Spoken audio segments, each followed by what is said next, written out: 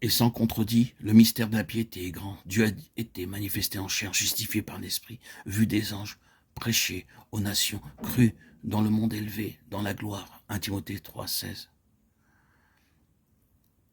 Notons que le mot traduit par piété dans ce passage est unique dans le Nouveau Testament. Il ne s'agit pas du mot couramment utilisé et traduit par piété, mais ce mot signifie nature divine, de sorte qu'une traduction meilleure serait « grand est le mystère de la nature divine qui a été rendu visible dans la chair ».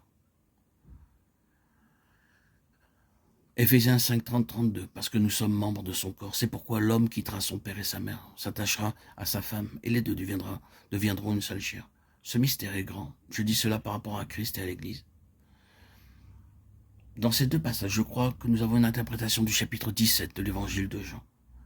Vous pouvez prendre le passage de Timothée, noter ses propositions, et en les transposant dans ce chapitre de l'évangile de Jean, vous verrez qu'il y a deux similitudes.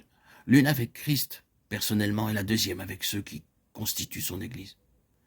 La nature divine a été manifestée en chair. Nous n'avons pas besoin de passer beaucoup de temps pour appliquer cette phrase à Christ. Il n'y a aucun doute que ceci le concerne, qu'il est celui à qui cela convient, qu'en vérité, il était Dieu manifesté en chair, que la nature divine fut incarnée en lui. Jean 17 fait allusion à ce fait de manière très absolue.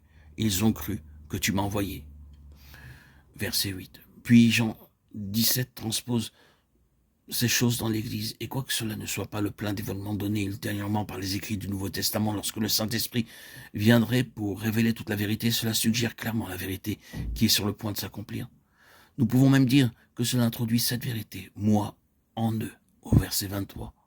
Cela indique clairement une compagnie constituée comme un organisme, comme un corps, duquel ils sont les premiers membres, ce noyau auquel d'autres doivent être constamment ajoutés par la proclamation de l'Évangile, prenant leur place dans le corps ainsi formé.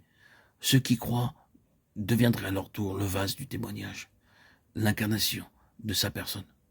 Plus tard, l'apôtre l'exprimera ainsi. Celle-ci nous assure de sa part les plus grandes et les plus précieuses promesses, afin que par elles vous deveniez participants de la nature divine. 2 Pierre 1, 4.